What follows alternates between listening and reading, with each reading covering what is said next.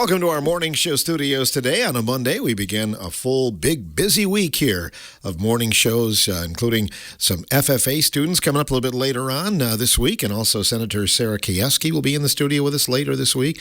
We'll talk about the Richland County Dairy Breakfast on Wednesday of this week. But in the studio with us today is Mayor Todd Coppernoll from the city of Richland Center. How are things going, Todd? Going great, Phil. Good morning. Another month gone and another month ahead of us. Let's go. Yeah, that's what it seems like. It seems like you were just here. So yeah, it does. It absolutely does. We're now into my favorite month of the year. I love the weather in June here and just sort of beginning of summer and the feelings that brings and everybody's back outside, right? And you see all the opportunities to get out and have fun. The farmers market is back up and running. Kayaking's back on the Pine River. The aquatic center will open in just a few days, and these signs of summer. And I see the people out enjoying what we have in town, and it always makes me feel good. I always like the fact that we have so much more daylight, too, this time of year. Yeah, I don't. Don't you? No. I don't do well with the setting the clock back thing in the fall. I like this daylight. If they ever do make one or the other permanent, I vote for more light later so that there are things to do outside after work. That's a big deal to me, and I love that when you go outside at 8:45 and it's not fully dark yet, and I smile and go, wow, see me in November. Another graduating class from the Richland Center High School, Ithaca High School, graduated over the weekend as well. Yeah, congrats to all the kids who graduated in all of our area schools. Congrats to their families, and thank you so much to the staff and faculty at each one.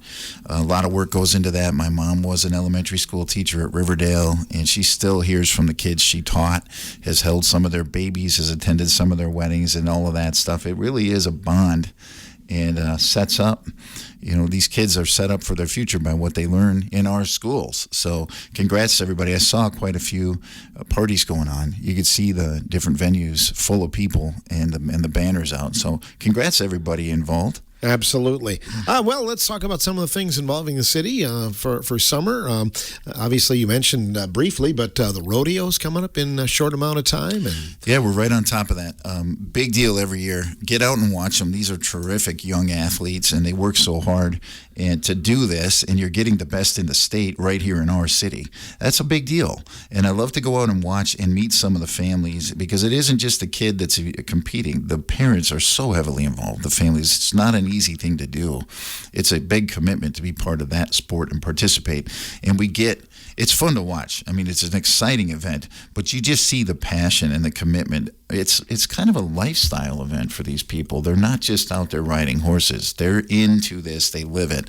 And when you give them a minute of your time, meet the family, meet the young person, and you'll come away impressed. Because to do this at that level and reach, state finals level, you have to have something on the ball. You have to put a bunch of work in, or you wouldn't just get there. And when you meet these people, you get it. These are young people, that really put passion and energy into that event. And then the families do too, as I said. So I encourage everybody to attend that out at the fairgrounds. It does a lot for commerce in the city of Richland Center. I think we kind of forget that, but it brings a lot of people to town, doesn't it? Yeah, it does. It does. A lot of people in the hotels and the restaurants and so forth in town. It's a good event for a lot of our local businesses, no doubt, and I like to support that. But the main reason to support that is the young people involved, and they're worth it. They earn it. Mm-hmm. Puts the spotlight in Richland Center with the rodeo parade on that Saturday as well. Yeah, we have the parade coming up, and then we're on to event season really that'll run through the fall now, because then not too late after that, at the end of the month, we'll have Thunderfest with our fireworks and the live music down there and everything that goes with that. It's always a great time too. And just the simple things that people don't think about, maybe if you live here and you just drive past them every day. I see families out enjoying our story walk in the park. I see families out playing disc golf here in the city. Things like that we have. There's some fun amenities and nice additions we've had to the town. And it's just great to see people just enjoying our community. It's a beautiful place to live, and I love it when I see people out enjoying what we've got. Thunderfest will culminate with the fireworks on, I believe it's the 28th. That's right. Yep, and it's all set. months ago, the city council approved the expenditure, of course, for the fireworks, and the pyrotechnicians have been in touch. They're looking forward to it. They always do. It should be a great night, always is, and I encourage everybody to enjoy that too. That's a long-running tradition here in town. I remember going to the fireworks at Crosscut Park with my parents. I was probably 5 years old the first time I remember it, and we're still doing that, and I love that. I really do. I love that. It's a great family event right here in town. I remember being at Crosscut Park, and they were shooting them off right in Crosscut Park. Right in the time. park. It's a little bit different. It's a little bit different. They were shooting them off right in the park. And then I remember Officer Jack Bauer, retired Richland Center police officer, checking the kids for firecrackers with his flashlight, and always found some. I bet. Always found some, and just took them. He didn't make a big show of it. He just took them, and the kids made a big show of it when the police officer left with their firecrackers. But hey, they were illegal, guys. That's funny. I've known Jack, and I grew up in the same neighborhood where Jack still lives, and those kind of things. You know, I ran into Jack at the senior center a couple years ago, and we hadn't seen each other in decades. And he introduced himself, and I started sharing stories from my youth. Some of the stuff my friends did in high school, and it's amazing his recall, how many names he had immediately of the kids that he was involved with back in the day. Yeah, you made an impression, it sounds like. Well, luckily it wasn't me, but he remembered a lot of my classmates very easily. Well, what's going on construction-wise or anything like that you can shed a light on, Todd? Yeah, so the agreement, the revised, improved agreement that exists between the city and the developer at Panorama Estates states that they will break ground no later than June 15th, which is obviously right around the corner. I have been in touch with the builder. They're telling me they still believe they will hit that. I know there was some concern when there was some excavating equipment up there that moved off the site, and some people were concerned. I spoke to Mr. Kleinsasser about that. He got his first phone call asking why it was leaving before it was even on the trailer. So I said to him, if that's all you need to know about where this community is on this project, everybody's watching and everybody's expecting, and that's the way it is. We are expecting because it's what the agreement calls for. So that's the anticipation is that mid-month they'll break ground up there. And again, that's 2 buildings, 92 total apartments, 46 in each building. And the idea is they'll get the foundation done in one building and then begin the foundation on the second one. So it'll be a little bit staggered, but actually it was at the builder's insistence that both buildings come at the same time, which is one of the significant improvements on the city's side of things. And that's because the last building wasn't due for 6 or 7 more years after this year, according to the original agreement. And in this case now, we'll get them both in one hit. So we'll have the third building done several years before it would have been done. And that's a great win for the city. Looking forward to it. As in terms of construction, things don't always move that quickly, but I mean, probably you can have people moving in by, another year and a half? Let's call it a year and a half. Sooner is better, but let's just call it a year and a half to play it safe. And, of course, you never know. So, for instance, right now, transformers, if you need a transformer, it's more than a year to get one, okay? More than a year to get one, just backlog. Ask anybody that works in construction on any level how things are, and they'll tell you. You watch the news and you see a big fire out west, or wherever they've been all over the place, Long Island, North Carolina, to South Carolina, or you see another tropical storm that hits Florida or the Gulf Coast or North Carolina, or you see a tornado that hits another town in Kentucky. Look at the destruction. Look at how many buildings have been lost. Both residential and commercial. Look at it. It's not little. So that has held, in addition to a fairly robust construction market, that has held the supply of building materials pretty tight.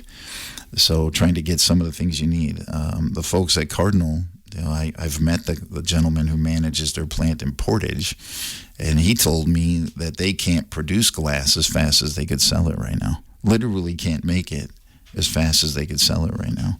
So, yeah, you can run into delays that you never foresaw. And I don't know, several people have asked me what I thought this tariff discussion will do to various construction projects, and the truth is I don't know. And how could anybody know? Because it's been such a moving target. Now it's a tariff, now it's not, now it's this much, but it isn't. And so what that's done, I'm sure, it's could just cause anxiety in the building community too, because they're trying to plan their year and what's it going to cost and when. So do you pre-order the materials to avoid a tariff?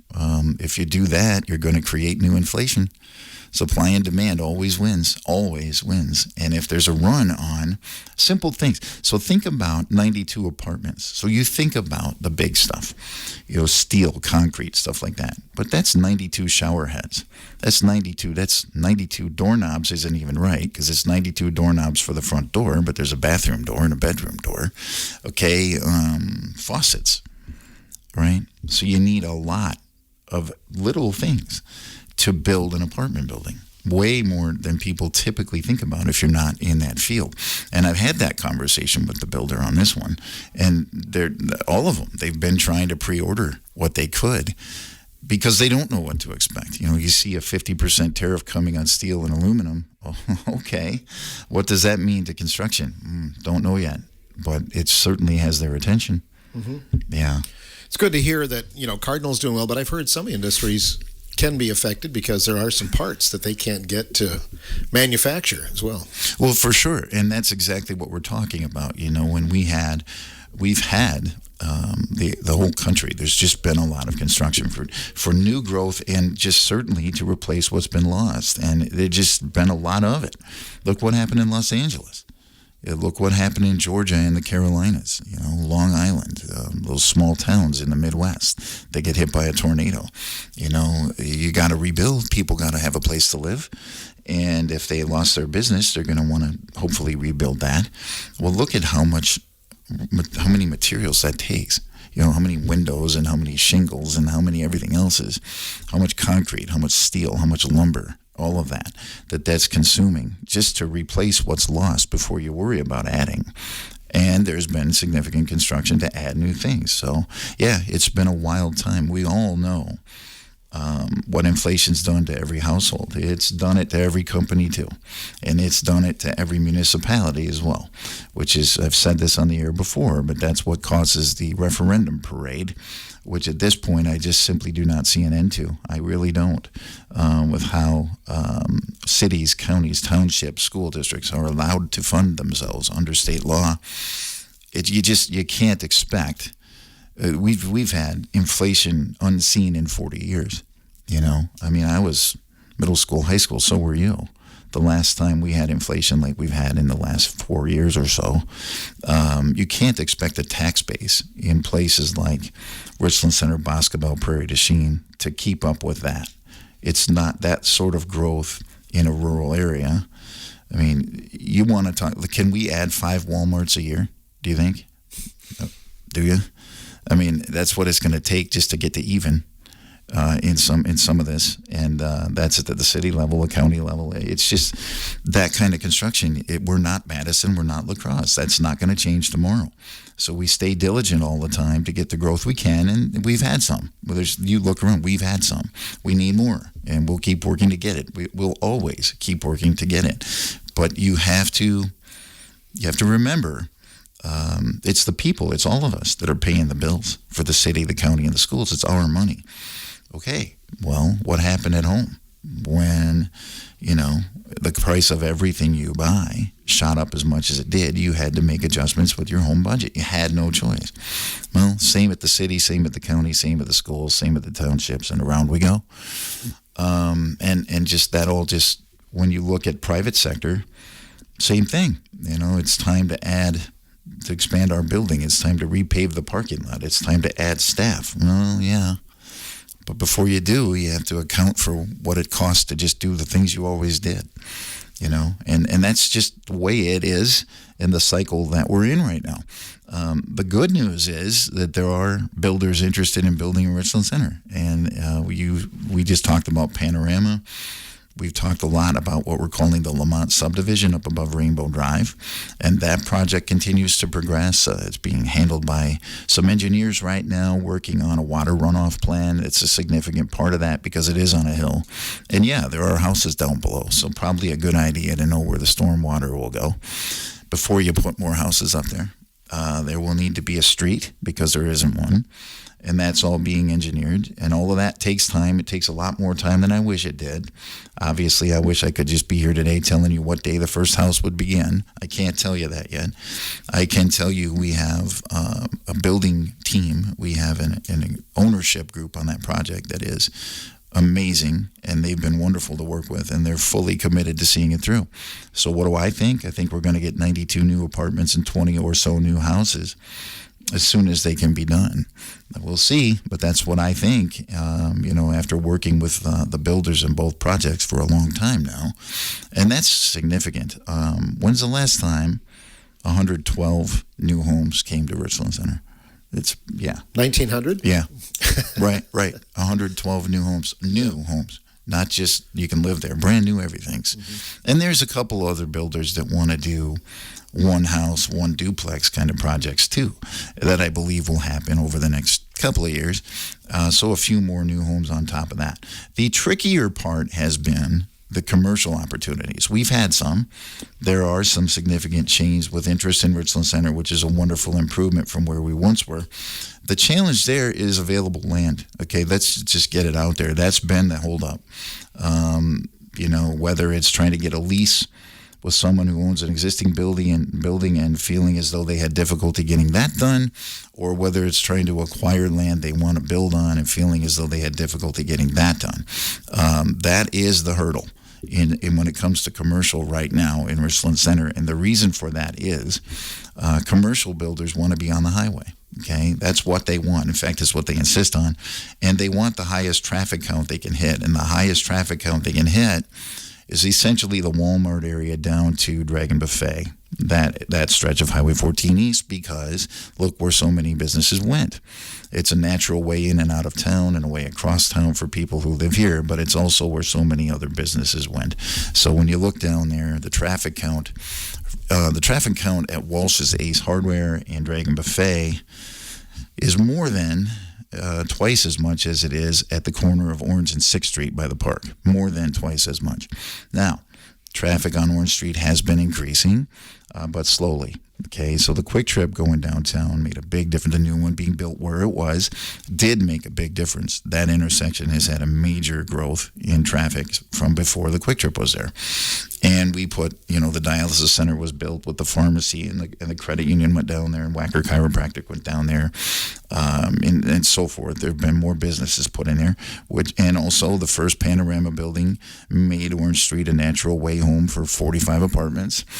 So traffic is improving, and I believe over time, as we get more projects done on the east side of Orange Street down there, of course, it will increase traffic again, and perhaps some of that disparity in traffic count will begin to level off. That's what we need to do. And again, you get 92 more apartments that are going to make Orange Street a natural way home for those folks to and from work and just home from wherever they may have gone.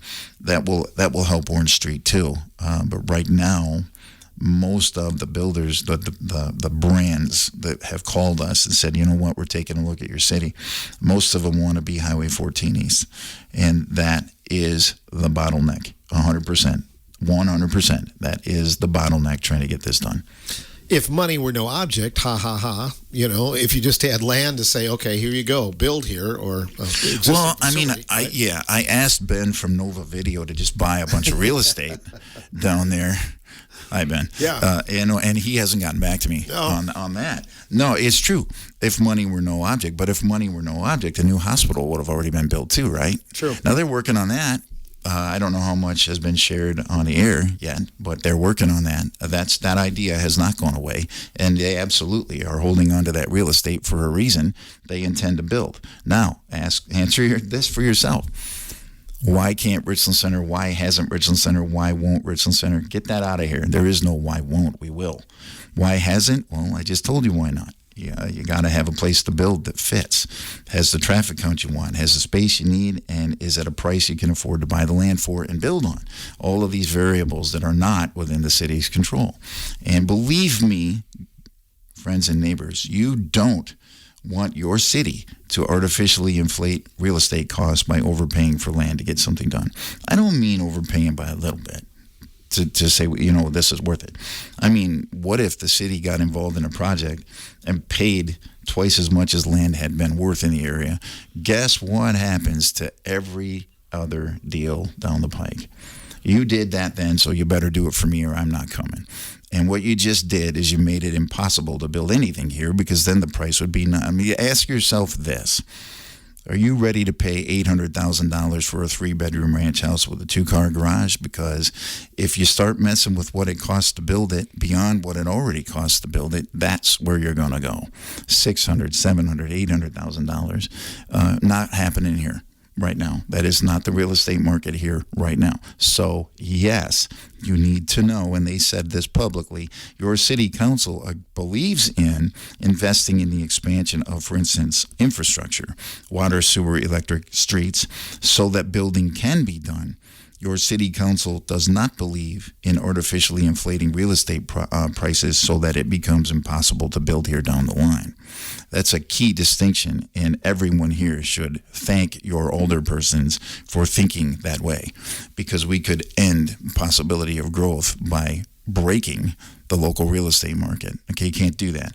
What the businesses that want to come here, they have to be attracted to to the possibility of profit, right? Imagine that. That's why a business opens, to make money. We want them for the reasons we want them, but nobody opens a business because it makes people happy. They open a business to make money with their business. So they're going to look at our demographics, how many people, what age, average income, all of these things, competition in the market, traffic counts, future projections of growth, all of this. All of these things, and they'll come back with, you know what?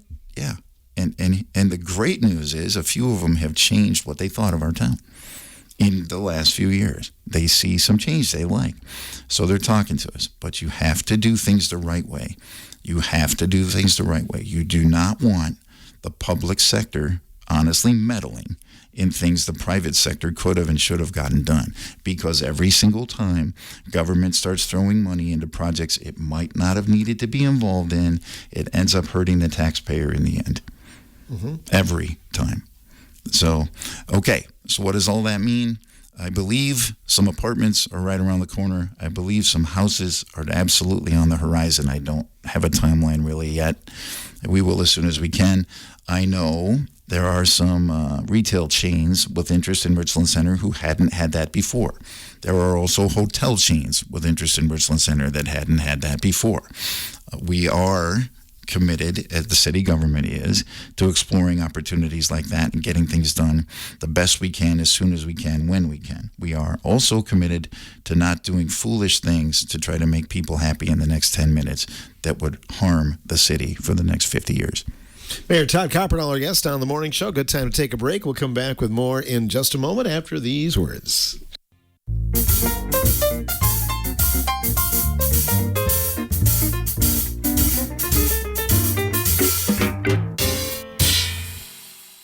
Richland Center Mayor Todd Coppernoll is our guest here on WRCO's Morning Show, kicking off a Monday.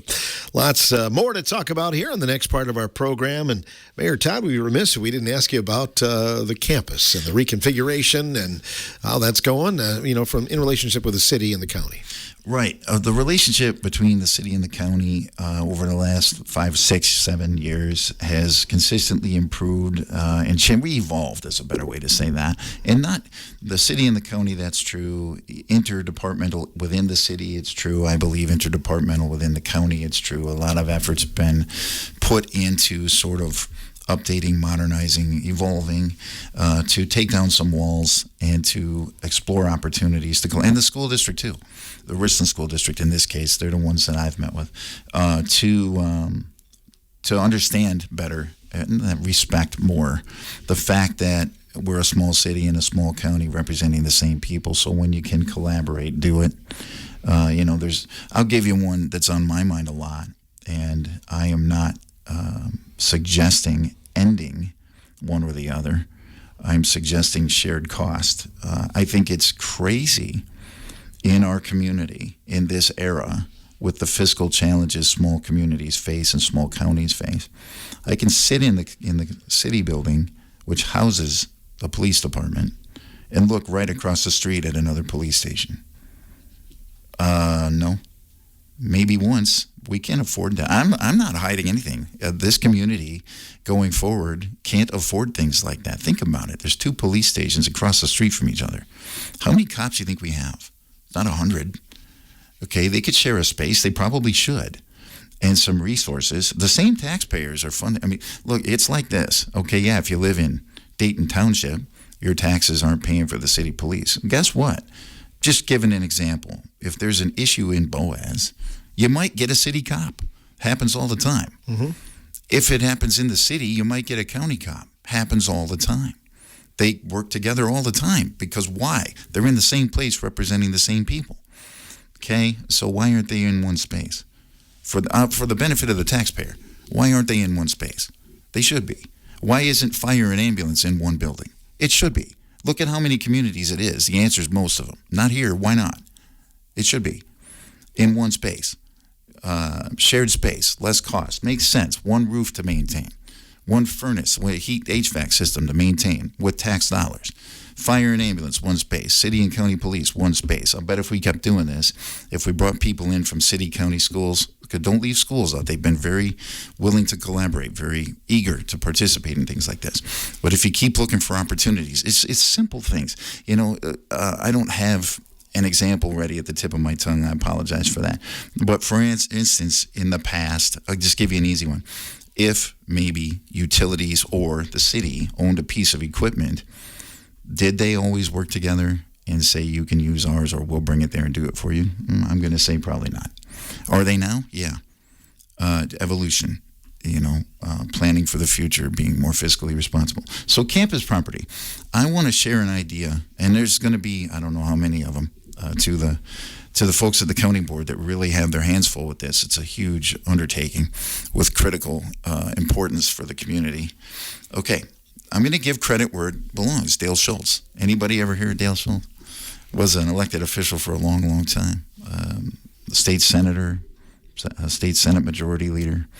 He comes to see me a lot in the mayor's office. And one time when he was down there, he said, "Have you looked at Verona in Dane County?" I said, "Yeah, I know Verona." And he said, "Well, people might forget that it isn't very long ago. Verona was much, much smaller than it is now." It's just true. And then they got this place called Epic to come there. And it caused tremendous growth in Verona, which is now, in his words, spilling into Mount Horeb. So the surrounding communities are now benefiting as well from that move. Now, that was a big move. That was a very big move. Verona used what's called tax incremental financing to attract Epic. And I just said on this program, what Verona did is they invested in the infrastructure it took to attract Epic, to get it ready, to make it possible. They didn't throw money at it. They invested in what it took to get it after financial review and all those things. And Epic completely changed the face of Verona forever. And Dale said to me, he said, the campus property, is there an industry we could attract that isn't here right now that might have jobs that pay better than the average job here? And he used Epic as the example. It didn't have to be that field, but as an example of a new industry that hadn't been in a small community being attracted into the community and having just unbelievable impact. Sounds good to me. And I don't know who that is. I'd love to have ideas come to us of who that might be. I mean, there's going to be 100 ideas of what you could use the land for, and that's fine. And when it comes down to it, the county board will have a lot to do to sort out what they want to propose and try to do. And then the city council will too, because that property exists within the city. It's unique. It's owned by the county, but it is within the city, which means, the county's going to want to have final say in what goes on. And in a lot of respects, they're going to have that. But then city zoning, the city land use map, the city's comprehensive plan, all of these things simply must be taken into consideration. That's how it works. And so we're going to see sooner or later on that campus property, we will see collaboration between the county board and the city council. There's no way out of it. There shouldn't be either. It's too impactful. When you have that many acres owned by the county within the city, there should be collaboration.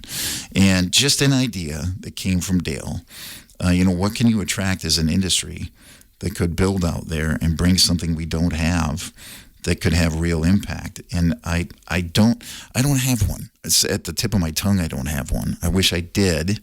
But if somebody does or has an opportunity, I would urge them to let me know, let Dave Turk at the county board know, and on down the list. Tell the administrator at the county, the administrator at the city, buy a billboard, tell everybody. Because if you think about impact, think of that.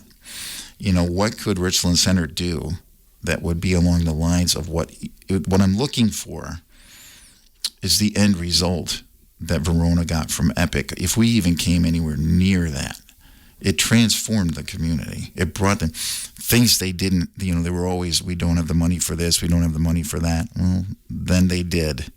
And it takes years. That doesn't happen overnight. But just a thought. And again, credit to Dale Schultz for saying it to me. And if somebody has an idea, let me know, let us know. Mm-hmm. That would certainly speed up the process of people wanting to come in here, maybe speed up the process of a grocery store and, the hospital project and all those things. A lot of things. Yeah. A lot of things. It would bring new families that aren't here, for their careers. It would give our young people in all of our local schools the opportunity to stay here for careers that may not really be available here right now. That's why, I wouldn't oppose something that enhanced, an existing industry. But the idea of bringing something we don't have is to broaden the possibilities to keep our own young people home, to be honest. That's where my head is on it. What's we hear all these rumors, from time to time. Have you what's the wackiest one you've ever heard? Because I'm sure they get back to you. On which topic? Maybe the relationship with Walmart to the city and grocery store and those kind of things. Yeah. People have asked me if it's true that we won't let another grocery store here because Walmart doesn't want one here. That's absolutely ridiculous. That one, I just can't believe somebody would even ask me that, but somebody did. No, we've put tremendous effort into trying to attract another grocer, and I still think it's going to happen. I just don't know how soon. It's been harder than people think. That's the issue. It's harder because Super Value Stores is also a wholesaler, and there was a grocer with significant interest in putting a store here when Mike Kaufman was the mayor, and until their wholesaler, which was Super Value, ran a market study that's really was not positive, and that stopped that project at the time, and that still hangs in the shadows for like an IGA or a Piggly Wiggly style store. That's been the roadblock there. So then you go corporate and try to get a chain, and we may get one. But we're not done yet. And I talked about land availability and the process of making land more available, which we've been working on with some landowners here who have become more cooperative in steps, and I thank them for that, and more open with us in steps, and I thank them for that. But that's where that went. But yeah, that whole does Walmart have anything to do? At least with the city's involvement with whether or not another grocer would come here. No. Remember something for me, friends. Walmart sued this city while I've been mayor. Sued Richland Center in an attempt to get their property taxes lowered. That wasn't a good time. There's an answer for you. Mm-hmm. On the positive side, let's talk about some youngsters. I know you've been having some youngsters learn about city government and county government and those kind of things. Right, and that ties really well. Thanks, Phil. Thank you to Tiffany Boyarski, who is a teacher at Richland Center High School, and for the last few years, she's invited me to speak to a class. Andy Troxel's done that too, and Mark Chambers had me go out to Weston, which I'll gladly do because those kids might not live in the city, but they're right here, and I'd love for all of these kids, all of our local schools, to stay here, more of them anyway. Okay, so what I want people to take away from my experience, my just recent experience here, speaking to some of our high school students, a lot of them would prefer to live out their lives right here. They would, and I didn't always hear that when I went to speak to young people. And when I was 18, I didn't know if I wanted to do that, and a lot of my friends, we're kids. You got to get away from where you're from, right? Yeah, that's most kids have that weird sensation that the world's better somewhere else, when they're young. Okay. Well, a lot of those kids said to me, yeah, I'd stay here. So I asked them, what do you want that we don't have? What do you like that we do have? And they were forthcoming. It was great. They were great. Young people love Chipotle and Chick-fil-A. It's amazing. It's amazing. It doesn't matter. If we went to Baltimore right now, they're going to go get me a Chipotle and a Chick-fil-A. It's amazing. The two brands that have won over the youth of America. And when Phil and I were in high school, it was Chi-Chi's. Yeah, that's right. Yeah. Kids, take Dad's car and sneak to Madison, try to get to Chi-Chi's, get back before he gets home from work. Yeah, it was a tradition. Now they're going to Chick-fil-A. But those kids were great. And they wanted to know. They were eager to learn about how city government works because, honestly, a lot of them don't know. And they want to know. And I think that's critical because the process is the process. It's the one we want. I don't want to do what China does. Thanks. The election process and the representatives coming from the people, where local people run and the locals choose them. I love that about what our country does. Okay, so how do you get involved? And we had some great conversations. Do you run for office someday? And if you do, what office? And how do you do it? Well, yeah, when it's time, you come down to the city clerk's office and you pull nomination papers. That's what you do. And you go get signatures from around your district or the city or the county, whatever you're running for, school board, whatever it is. And get those turned in, and you campaign. It's as grassroots as it can be in a small town. Knock on doors, man. Say hi. That still works in small communities, and I hope it always does. Okay, so they were great about that. How to maybe tell somebody I'd like to be on a committee. Or you know what? Here's the thing. If you have what you think is a great idea, you know what you should do with that? You should talk to an older person or the mayor and say, I think I have a great idea. And I mean, talk to them. Don't mess around with social media. It's garbage. At this point, what was once great in social media, I've lost all but 100% of faith in. It's just a place for people to complain and then tell each other how right they are and wrong they are. Okay, so that's not it. Get a hold of your older person. Get a hold of your county board rep. Get a hold of the school board.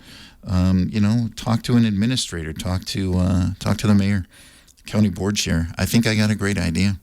Because those are the people that can enact those ideas, okay? It's not, why don't they do it? It's, hey, Todd, can I have a minute? Yeah, what time can you come down? Okay, Tuesday night at 8, I'll be there. I think I got a great idea. I'd love to hear it. What is it? And because then we can work through, if it's feasible, how to get it done. If you don't feel a political bone in your body, you might still have a great idea. You don't have to be the one to stand there and present to the city council. If you can communicate it to me or you can communicate it to an older person, we'll take it and give you credit. I'll give you all the credit you want. But you don't have to learn how to do everything. We just want to know what our people are thinking. And if somebody has a great idea, well, we're going to want it. So come on down, right? And the kids soak that right up. But that's true. I don't care if you're 94 years old. It's still true. If you don't want to run for office, how about Lions Club, Kiwanis Club, on down the list, the Rotary, on down the line. Let's make sure kids have 4-H, whatever. Love where you're from and keep it the way you know what? If people want to hold on to, there's always this balance. I want to hold on to the traditions of the place I'm from, but why don't we ever change? How come we don't have a Chipotle? Well, yeah, it's a balance, guys.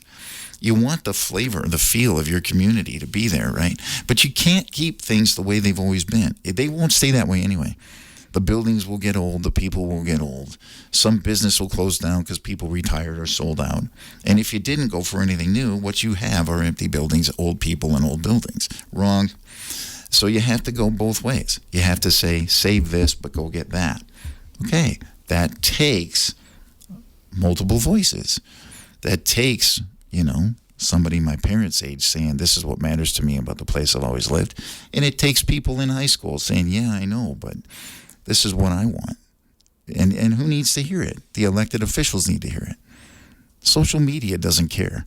Social media doesn't love you. It's not from here. It's not invested in your community. It doesn't care. The people that are elected here by the people who live here, they're the ones who care. Tell them. Don't email it. Don't send smoke signals. Speak to them and tell them what you want. Yeah, well said. And it's interesting to hear that input from the young people as well. I think that, who knows? It may not be that wacky of an idea, right? No, it could be a great idea. And it could come from anybody in town, right? It could come from anybody in town. And I love that. Some have. And I love that. It's part of the reason I got it. Well, it is the reason I got involved in local politics. I wasn't trying to get involved in local politics when it started. The first thing, I moved back here 9 years ago, and the first thing that caught my attention, which was about 2017? Yeah, in the spring of 2017. So I'd been back a year. ATVs on the roads, UTVs on the roads. I saw what was going on in Darlington, Monroe, Mineral Point, Mauston, Reedsburg. There weren't many more. I think maybe Elroy had just opened up, and maybe Kendall, maybe. Not many. Most of this area was still closed off, but the state had made it legal if local governments wanted it. So I went down to those times. I went to Darlington and Mineral Point and Monroe. I wasn't an elected official. I just was a guy who wanted to know. So I went down there and I talked to the police and the business owners, and I wanted people who hated it. I wanted the whole picture, because if I'm going to recommend it for my hometown, I want to know what I'm bringing. And I did. And I thought, wow, especially Darlington. Wow, man, did they build a business around that. The whole community, there's businesses that exist because of it. Mom and pop cafes and bed and breakfast and all this stuff that are owned by local people down there that are earning their living because they made this choice. And I went, oh. So then I went over to Reedsburg, and they just had a posted route through the town, but they did. And then I called up to, I think it was Mauston. Might have been Sparta. I'm sorry. And I talked to them on the phone. I didn't drive up. And they just had a posted route through the town. And I wanted to know, the people who didn't like it. They thought there'd be all kinds of tickets written and drunk people and all of this hubbub. And the police said, no, you write a few tickets a year to the same guy that was doing the same thing in his pickup truck before he bought a UTV.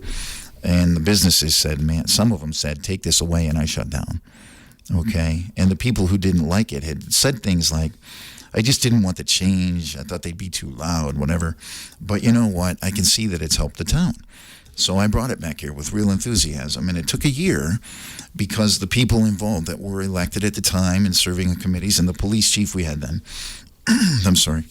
they really didn't have a grasp. It was just something they'd not thought about. Why would you want to ride off-road machines on the roads? Well, because you can get more places. That's the whole reason why. And then use them more and get out and enjoy this beautiful part of the state. And it took a year, and it was frustrating because at first I got a lot of no. And then slowly, as more economic impact data came back, as I was able to bring it to them, maybe, yes. And I knew once we did it, it would never go back because I knew the impact would be positive even if it took a little while. And it has been positive. And look around. Since we did it, I don't know, Muscadet, Boscobel, Fenimore, Prairie du Chien, Platteville, Wisconsin Dells, Lake Delton, Cross Plains, Mizamini. You want me to keep going? Dodgeville, okay?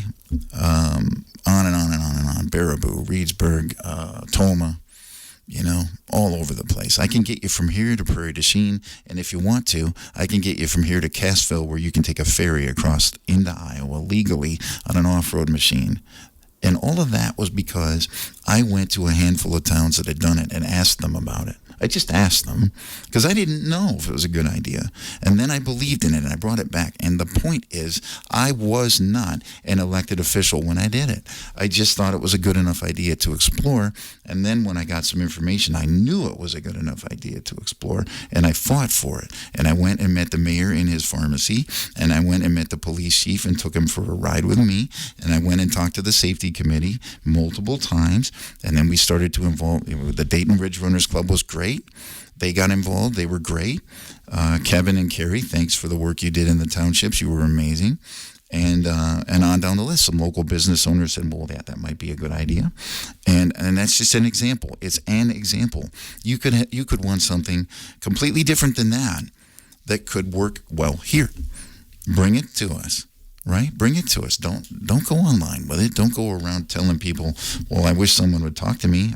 We can't if you don't come down and see us. Please do. How do you know, right? Rites of Spring, you've got, and summer, the Dario's open, and then, of course, the Aquatic Center is going to be open in, a week? Yeah, you were just a few days away on the Aquatic Center now, and I see the lines at the Dario, and I smile. It's just tradition here, isn't it? I mean, going back, I don't know about today, I just don't know, but back when I was a kid, there were some school bus drivers that would stop there on the last day of school at the Dario and let the kids all get something.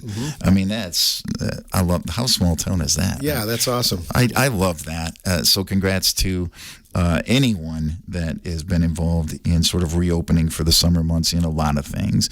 And I mentioned the farmers market already, but I see that's being very well attended and just a lot of things. And then just a much different tone.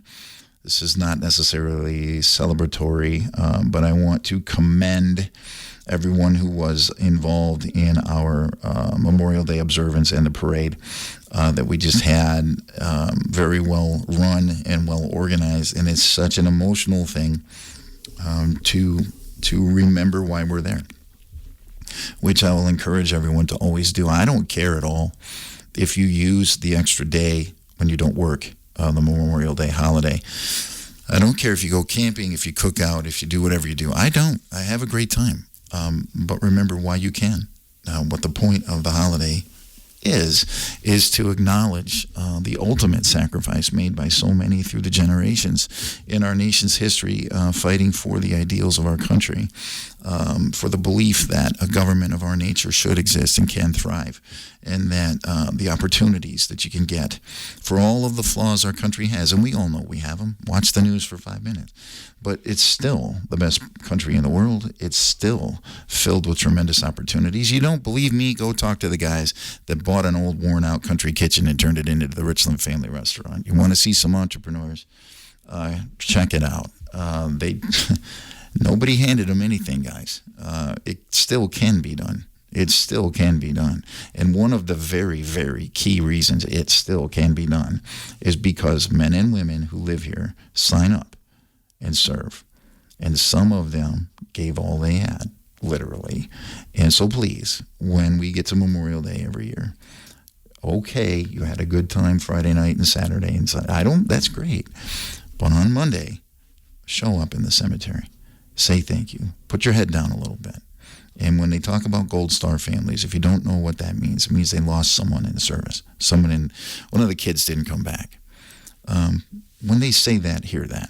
And know what it means and understand. Give yourself 2 minutes to consider if that was your household and your family. And so on Monday, it's not for the grill, and it's not for the boat, and it's not for the case of beer. It's for the people who gave us everything they had so that we could do those things.